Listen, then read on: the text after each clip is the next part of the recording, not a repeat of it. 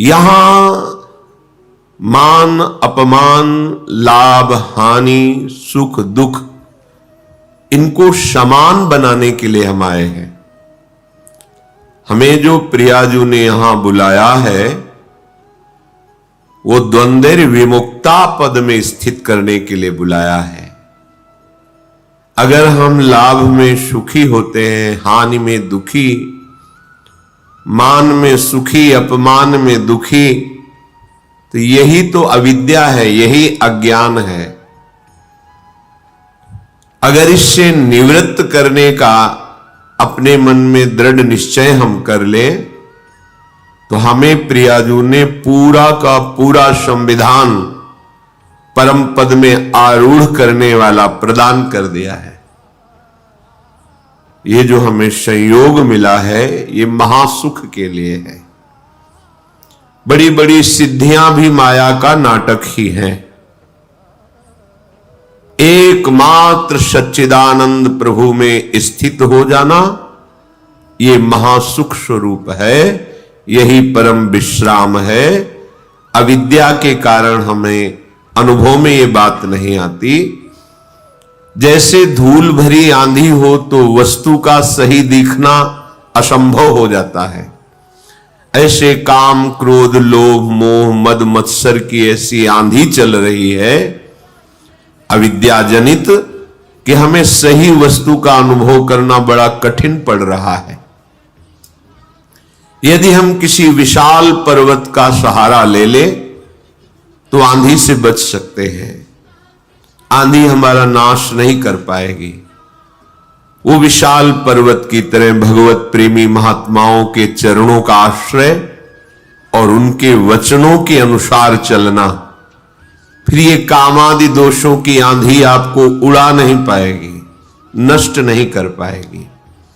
श्रीपाद प्रबोधानंद जी महाराज कह रहे हैं कि यदि हमें वृंदावन आने को मिल गया, वृंदावन वासी का संग मिल गया, श्यामा श्याम की उपासना का परिचय मिल गया, ये बड़ी दुर्लभ बात है।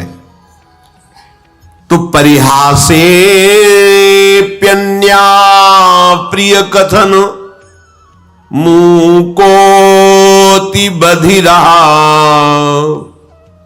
परेशान दोषानुश्रुति मनु बिलोकेन्ध नयनः शिलावन्निश्चेष्टः परवपुषि बाधा लव विधौ कदा वत्स्याम्यस्मिन् हरिदैत वृंदावन वने। यदि कृपा करके प्यारेजू ने मुझे वृंदावन बुला लिया, सत्संग सुनाया, सतमार्ग का परिचय मिला, अब हम अपने साथ धोखा नहीं करेंगे। कोई किसी के साथ धोखा नहीं करता। तुम समझते हो हमने दूसरे के साथ छल करके, कपट करके, चोरी करके, चतुराई से ऐसा कर लिया, दूसरे के साथ नहीं। वो अपने लिए तुम बीज बोए हो, तुम्ही को फसल काटनी पड़ेगी। बाद में तुम्हारे रोने चिल्लाने से कुछ नहीं होता, मिथ्या भगवान पर आरोप करने से कुछ नहीं होता। काल ही कर्म ही ईश्वर ही मिथ्या दोष लगाए। अभी तो बड़े बुद्धिमान बनते हो, अपनी बुद्धि का प्रयोग दूसरों के धन अपहरण में, दूसरों के सुखों का नाश करने में, छल कपट में, माइक वृत्तियों में, और जब इसका परिणाम आता है तब आप ईश्वर को दोष देते हैं, तब किसी दूसरे को दोष दे। हम तो बड़े सुखी होते यदि हमारा अमुक ऐसा न कर देता तो। कोई अमुक नहीं है, वो तुम्हारा कर्म ही है, दूसरा कोई नहीं। इसलिए यदि दैत प्यारेजू कृपा करके वृंदावन का एक बार भी दर्शन, सत्संग, प्रिया प्रीतम की रसमय उपासना का परिचय तो अब अपने साथ धोखा मत करो। क्या करो? परिहासे प्यन्या प्रिय कथन मुकोति बधिरा। तुम परिहास में भी किसी का अमंगल करने की सोच बंद कर दो, तुम्हारा कभी अमंगल नहीं होगा। दूसरों का तुम अहित करते हो, दुख देते हो, और तुम सुखी होना चाहते हो, असंभव। ये अज्ञान की वृत्ति हटा दो। परिहासे भी, मजाक में भी किसी को दुख मत दो, मजाक में भी किसी को ऐसे कटु वचन मत कहो जो उसके हृदय को छू जाए, हृदय को दुख पहुंचा दे। और यदि तुम्हारा कोई अपमान करके कड़वी बात कहे तो बोले बधिरा, बहरे बन जाओ, सुनो ही मती, नहीं सुनना। जैसे कोई पागल आदमी हमें गाली दे, अपनी कुचेष्टाएं हमारे ऊपर करे, तो हमें ये रहता है पागल है। ऐसे ही त्रिगुणात्मिका माया के द्वारा जिनके ज्ञान का अपहरण कर लिया गया है, सतमार्ग के पथिक की वो अवहेलना करें, निंदा करें, दोष दृष्टि करके, दोष निकाल करके उनको प्रकाशित करें, वर्णन करें, कोई फर्क नहीं पड़ना चाहिए, क्योंकि वो बेचारे पागल हैं।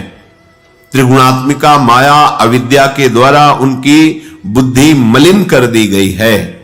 इसलिए भगवत मार्ग के उपासक को जब कोई निंदा करे, गाली दे, कटुवचन बोले, तो बधिरा, बहरे की तरह हो जाना चाहिए, हमें सुनाई ही नहीं दिया, ऐसी उपेक्षा कर देनी चाहिए।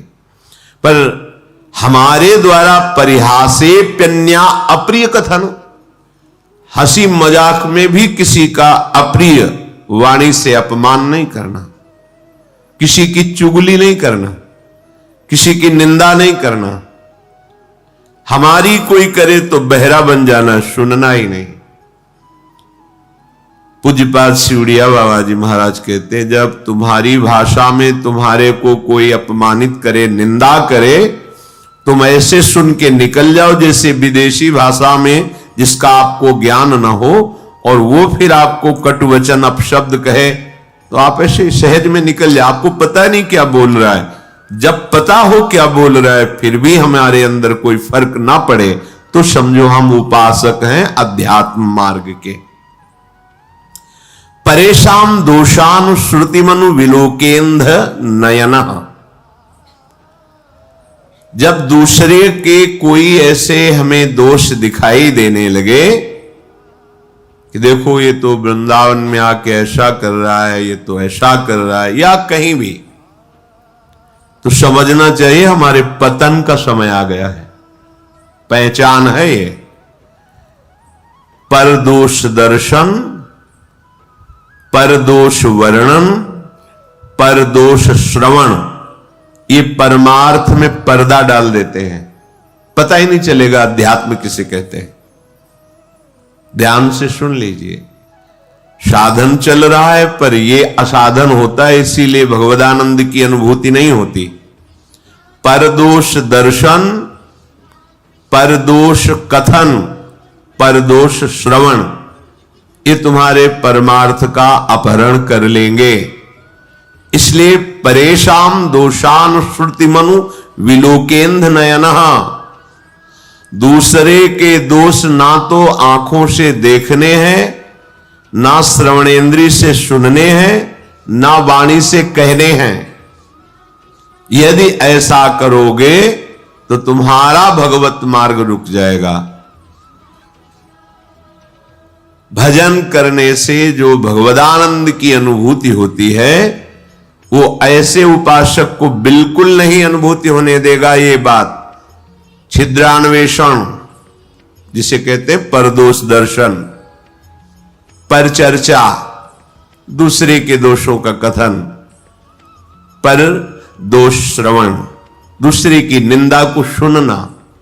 हम भगवत मार्ग के पथिक हैं, हमें बिल्कुल सावधान रहना है। ये बात जहां होने लगे, जो व्यक्ति करने लगे, जोर से बोलो राधा राधा और चल दो, उससे तुम्हारा मंगल नहीं होने वाला। उस व्यक्ति से जो परदोष दर्शन करता है, परदोष वर्णन करता है, परदोष श्रवण करता है। श्रीपाद कह रहे हैं शीलावन्निश्चेष्टा परवपुषी बाधा लव विधौ। जब तुम्हें कोई कष्ट पहुंचावे तो पत्थर सरीखे हृदय के हो जाओ, कठोर हृदय, सह जाओ चुपचाप। जैसे पत्थर में चोट पहुंचावे तो कोई फर्क नहीं पड़ता, ऐसे ही तुम्हारे ऊपर कोई फर्क नहीं पड़ना चाहिए। ये भगवत प्राप्ति के लिए सहनशीलता अनिवार्य है। तो कोई भी हमें पीट के चला जाए, हम सह जाएं, ऐसे तो बहुत अत्याचार बढ़ जाएगा। नहीं, ऐसे तो कोई हमें पीट के ही चला जाएगा। नहीं, तुम्हारे समीप भगवद आश्रित हो, भगवान का रक्षा कवच लगा हुआ है। करो सदा तिनके रखवारी, जिम बालक राखे महतारी। आपको पुष्ट करने के लिए, परमार्थ का सूरवीर योद्धा बनाने के लिए भगवान थोड़ी छूट दे दें, भले किसी को अपमानित करो इसे, देखो कैसा लगता है इसको। अपमानित किया, वो बहुत दुखी हुआ, रो दिया प्रभु से, फिर प्रभु किसी न किसी रूप में शास्त्र, संतजन, गुरुजनों से समझाएंगे ये तुम्हारी स्थिति ठीक नहीं है, सहना सीखो। जब ये द्वंद्वों को सह जाओगे तब महाप्रेम को सहने की सामर्थ्य आएगी। तुम द्वंद्वों में विचलित हो रहे हो, कोई अपमानित कर दिया, गाली दे दिया, तुम रो पड़े, फिर महाप्रेम को कैसे सहोगे? वो प्रभु तुम्हें समर्थ बनाने के लिए भले किसी को प्रेरणा कर दे, अन्यथा कोई ऐसा पैदा नहीं हुआ कि भक्त का बाल बांका कर सके। वो हाथ उसी समय नष्ट हो जाएगा जिस समय भगवान के जन की तरफ वो अन्य भाव से हाथ उठाएगा। अपमान भावना से राम रोष पावक सो जरई, जो अपराध भक्त कर करे। हमें चाहिए सहनशीलता। अगर कोई हमें कटुवचन कह रहा है, कोई पीड़ा पहुंचा रहा है, चुपचाप सह जाओ। ये भगवान आपको मजबूत करना चाहते हैं, प्रेम मार्ग का शूरवीर योद्धा बनाना चाहते हैं। तुम्हारे हृदय में ऐसी सामर्थ्य दे, सच्ची मानिए। नहीं तो बड़े बड़े महापुरुषों को इतनी सामर्थ्य है उनमें, भगवान अधीन है और उनको भी कोई पीट दे, कष्ट दे दे, ये खुद विधान बनाते हैं। श्री माधवदास बाबा जी समुद्र के किनारे पर्णकुटी में दरवाजे की तरफ पीठ करके, कुटिया की तरफ मुख करके कि कोई भजन में विक्षेप ना पहुंचाए, ऐसे बैठते थे। छोटी सी झोपड़ी थी तो दरवाजे की तरफ पीठ है और पीछे की तरफ ऐसे मुख किए, निरंतर भजन में 2-2, 3-3 दिन हो जाते, भोजन के लिए भी नहीं जाते। श्री भगवान करुणा करके स्वयं जगन्नाथ जी अपने भोग की थाल लेकर आए। बाबा, ये जगन्नाथ जी का प्रसाद है, प्रभु ने भेजा है, पालो। हां, रख दो, हमारा भजन पूरा होगा, हम उठेंगे, प्रसाद पालेंगे, थाल यहीं धो के रख देंगे, तुम ले जाना। अच्छा बाबा, रख के चले। समय हुआ भजन पूरा तो देखा है तो स्वर्ण की थाल भगवत प्रसाद, आनंदित होकर पाया और समुद्र में मार्जन करके थाल रख दी। अब वहां थाल गायब हो गई भोग की। किसी ने बताया, हमने देखा समुद्र किनारे पर्णकुटी में वो थाल धुली हुई रखी, माधवदास बाबा क्या। भगवत पार्षद जन आए, तुमने थाल चुराई, पिटाई की? कुछ नहीं बोले। जब भगवान ने भोग प्रसाद दिया तो जैसे उसमें आनंद, ऐसे भगवान के पार्षद धक्का मुक्की करके पिटाई करे, उसमें आनंद। किसने के?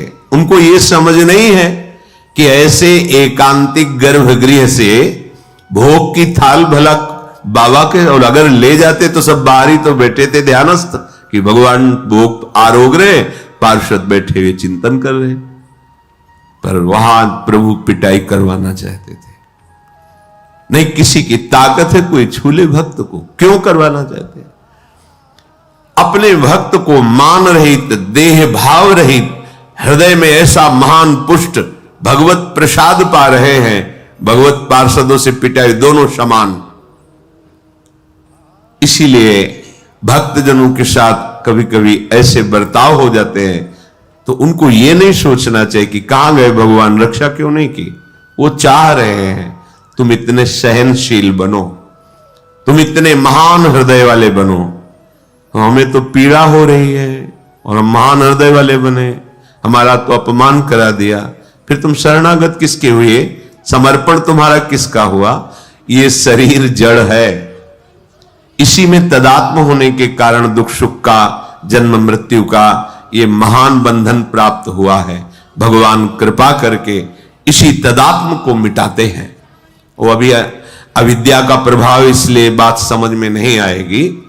जैसे सांप की केचुल में कितनी भी पीड़ा दो, सांप को कोई पीड़ा नहीं होती, केचुल अलग है, वो अलग है। ऐसे ही आत्म तत्व में ना तो किसी दिव्यास्त्र का, न किसी अग्नि आदि का प्रभाव होता है, क्योंकि वो दिव्य स्वरूप है। नैनम छिन्नन्ति शस्त्राणि नैनम दहति पावकः न चैनम क्लेदयन्त्यापो न शोषयति मारुतः। ये हमारा स्वरूप है। हम अपने स्वरूप को भूलकर जो देह भाव में मान अपमान, सुख दुख, लाभ हानि, जन्म मृत्यु को प्राप्त हो रहे हैं, उपासक को इसी ममता, इसी आसक्ति से हटाकर प्रभु समता में, स्वरूप में स्थित करते हैं।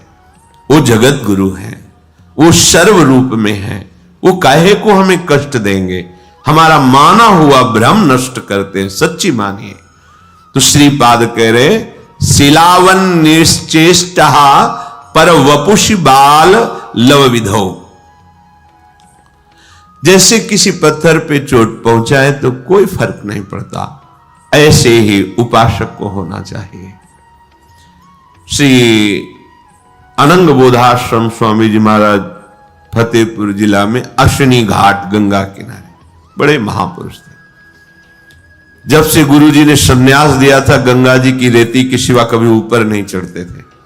जहां संन्यास दिया था बस वहीं, वैसे ही दिगंबर जैसे संन्यास दिया गया था, निर्वस्त्र संन्यास दिया जाता है।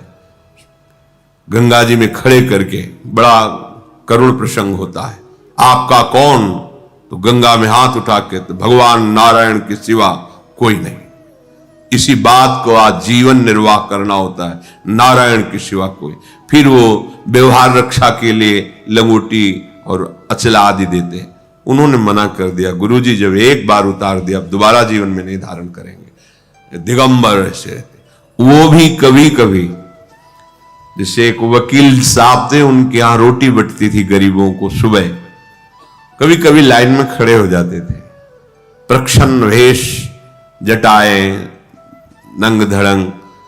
अब 30 किलोमीटर चल करके गए। अब वहां नौकर लोग थोड़ी पहचानते थे कि इस उच्च कोटि के ज्ञान संपन्न महापुरुष, जिनको धर्म सम्राट करपात्री जी भी साक्षात ब्रह्म अनुभव करते हुए साष्टांग दंडवत करते थे, बेलाइन में ऐसे घुस जाते, वो धक्का मारते, फिर और जगह से घुसते, 2-3 थप्पड़ मारते, पागल है, लाइन में पीछे खड़ा हो, 2-4 बार ऐसे पिटते, जानबूझ के चेष्टा करते।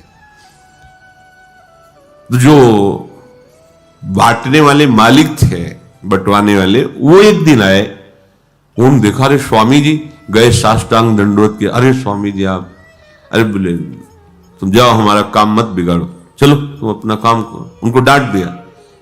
हम नौकरों के होश उड़ गए कि अगर स्वामी जी ने कह दिया तो हमारा तो क्या होगा। जिनको मालिक साष्टांग दंडवत करा उनको हमने पीटा, ऐसा मुस्कुराए चले गए। प्रभुदत्त ब्रह्मचारी जी ने पूछा, भगवान आप ऐसी लीला क्यों करते हैं? तो उनका कभी कभी देखा जाता है अपने मन को कि अब कैसा लगता है। जानबूझ के महापुरुष जन, अब कैसा लगता है। और यहां पूरी सावधानी की, इतना भी अपमान न हो जाए। सुरक्षा कर रहे हो उसकी जो तुम्हें भगवत प्राप्ति में बाधा पहुंचा दे।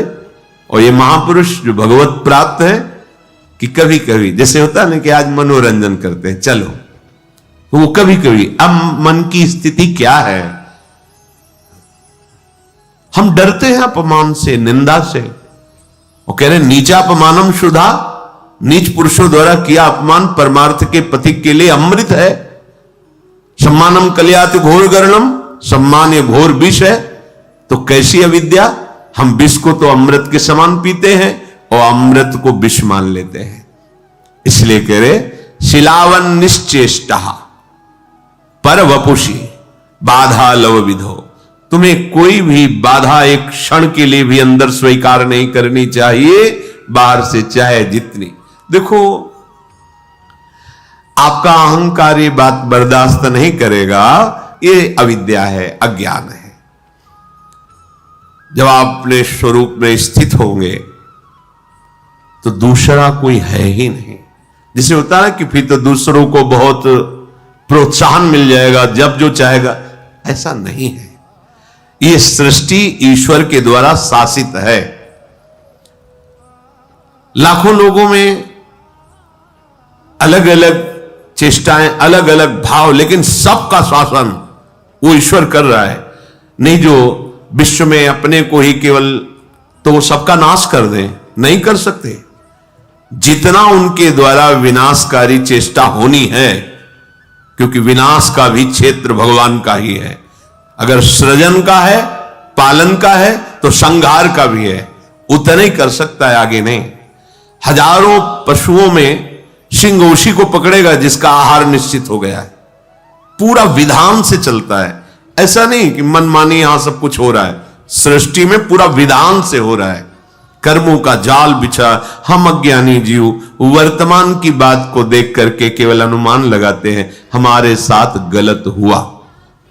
लेकिन आप इसी जन्म की बातें अपनी देख लो, फिर आप देखो कि अगर इसका दंड ये, इसका दंड ये, इसका दंड ये, तो मेरी दुर्दशा क्या होगी। हम लोग अनजाने में, अज्ञान में बड़े बड़े अपराध कर देते हैं। एक लक्ष्मण रेखा सी वो आती है ना, चींटियां कीड़े ये हमारे घर में ना रहें, खींच दी। सैकड़ों चींटी, सैकड़ों जीव मर गए। ये क्या हो रहा है? तुम्हें नहीं समझ में आ रहा है? अपराध बन रहा है। सब में परमात्मा तत्व विराजमान है। जैसे पृथ्वी में रहने का तुम्हारा अधिकार है, ऐसे तो जीवों का अधिकार है। छिप के लिए मार डालो, निकाल के बाहर फेंको, मार डाला, कुचल डाला ईंट से, ये क्या है? क्या उसका अधिकार इस सृष्टि में जीने का नहीं? तुम मनुष्य शरीर में हो तो केवल तुम्हारा ही अधिकार है। बहुत से ऐसे जिनको हम पाप नहीं समझते हैं, हमारे द्वारा बहुत से ऐसे अनर्थ होते रहते हैं। सोचो, एक तितली की गुदा में खेल खेल में कांटा ऐसे गाड़ कर छोड़ दिया मांडव्य ऋषि, उनको दंड मिला सूली की सजा। और जैसे छोड़ दिया तो वैसे सूली निकली नहीं, काटी गई। महाभारत में स्पष्ट भगवान व्यास देव जी ने लिखा है। आप कितने जीवों की हत्या करते हैं? आपको दर्द होता है? अरे एक चींटी भी वही है ईश्वर जो तुम्हारे हृदय में, जो एक हाथी के, जो एक बड़े से बड़े के हृदय में ईश्वर, वो वहां बैठा हुआ है। क्या जाता है? आप अपनी सुरक्षा कीजिए। आप ऐसी जहरीली चीजें जिससे लाखों जीव, जो गुजरेगा उससे मर जाएगा, छोटा मोटा सब जीव। अरे कोई चींटी बना, कोई कीड़ा बना हुआ है, वो हम ही आप हैं। कर्म के परिणाम स्वरूप हमको ऐसी योनियां मिली हैं। अपने को लगता है हमने तो पाप किया ही नहीं, हमें दंड क्यों मिलता है? ईश्वर है, सर्व सामर्थ्यशाली है। बिना आपके कर्म बिगड़े आपको दंड मिल ही नहीं सकता। अगर हम ऐसा मानते हैं तो हमें सहना चाहिए। अगर हम नहीं मानते तो नया कर्म फिर ऐसा बन जाएगा जो आगे हमें और नष्ट करेगा। इसलिए शिलावन निश्चेष्टा, जैसे हमारे शरीर में कर्म परिणाम से जब फोड़ा होता है और वो पकता है और भीषण कष्ट देता है तो हम सहते हैं। हम डॉक्टर के पास जाके पैसे भी देते हैं, कष्ट भी सहते हैं, पर उसका ऑपरेशन करवाते हैं। ऐसे ही हमारा बुरा कर्म जब हमारे ऊपर आता है, वो किसी न किसी विधान में दंड हमें देता है, हमें चुपचाप सह लेना है। राधा राधा राधा, तो वो नष्ट हो जाएगा और आगे परम मंगल, परम सुख का विधान हो जाएगा। कदा वत्स्याम्यस्मिन् हरिदयित वृंदावन बने। आहा, मैं हरि के प्यारे या दैत प्राण प्यारे युगल सरकार के नित्य लीला स्थली बिहार स्थली वृंदावन में इस प्रकार कब रहूंगा। किसी की बुराई नहीं करूंगा, बुराई नहीं सुनूंगा, बुराई नहीं देखूंगा। अगर कोई हमें गाली आदि अपमानित करता है, मैं प्रसन्न मुद्रा में सहूंगा। अगर नई प्रसन्नता से तो राधा राधा कह के चुपचाप चल दो वहां से, प्रतिकूलता मत पैदा करो। अगर कोई हमें कष्ट देता है तो मेरे ही कर्म का फल है, मैं ऐसा मानकर उसे सह लूंगा और प्रिया प्रीतम के चिंतन में श्री धाम वृंदावन में अपना जीवन व्यतीत करूंगा। सीधे भगवत प्राप्ति। शोढ्वापि दुखानि सुदुस्सहानि त्यक्त्वाप्यहो जाति कुलादिकानि भुक्त्वा स्वापाकैरपि थुत्कृतानि वृंदाटवी वासमहं करिष्ये। अब मैंने निश्चय कर लिया है कि इस जन्म में मुझे प्रिया प्रीतम की प्राप्ति करनी है, अर्थात महान सुख महान स्थिति प्राप्त करनी है। तो तैयार हो जाओ अतिशह दुषह दुख सहने के लिए, दुषह दुख सहने के लिए। अब कोई ये कहे कि दुषह दुख सहने और भगवत प्राप्ति, नहीं, फिर हमें नहीं चाहिए, हमें तो सुख चाहिए। ये ही दुषह दुख तुम्हें सहना पड़ेगा कि तुमने जो मिथ्या आसक्ति प्रेम पैदा कर लिया है जगत में, अब इससे हटने में तुम्हें दुख लगेगा। जैसे तुम्हारा जो अभ्यास नशा करने का है, भोग भोगने का है, नाना प्रकार के मनोरंजन कुचेष्टा करने का है, अब उनसे जब हटने की बात आएगी तो आपके मन को दुख लगेगा। ये सहने के लिए तुम तैयार हो जाओ। शोढ्वापि दुखानि सुदुस्सहानि, यद्यपि ऐसा सहना बड़ा कठिन होता है। मन कह रहा है ये देख लूं और उसे आप रोकेंगे तो आपको कष्ट देगा, दुख देगा। ये भोगूं, आप उसे रोकेंगे, वो आपको दुख देगा। ये सहे बिना अध्यात्म का प्रकाश नहीं होता। इसीलिए बातें बनाने वाले लोग जैसे बड़ी ऊंचाई के प्रश्न करते हैं और जब उनका दर्शन करते हैं तब लगता है ककहरा नहीं आता परमार्थ का, और बात करते हो बहुत ऊंचाई की। जब तक तुम्हारे अंदर संसार में सुखद भोगों को सत्य मानकर भोगने की लालसा है, तब तक तुम अज्ञानी ही हो, चाहे जितना ज्ञान बघारो। स्वात्मा रामम, जो आत्मा राम पुरुष ज्ञानी जन है, विषय मृग तृष्णा में कभी भ्रमित नहीं होते, ये झूठे हैं। जैसे वमन कोई खाने की इच्छा नहीं करेगा, ऐसे ज्ञान जिसके हृदय में जागृत हो गया है, किसी भी इंद्रिय के विषय के भोग उसे आकर्षित नहीं कर सकते। तो इसी आकर्षण में जब हमारी आसक्ति हो गई है और उससे जब हमको हटाया जाएगा तो बड़ा दुख महसूस होगा।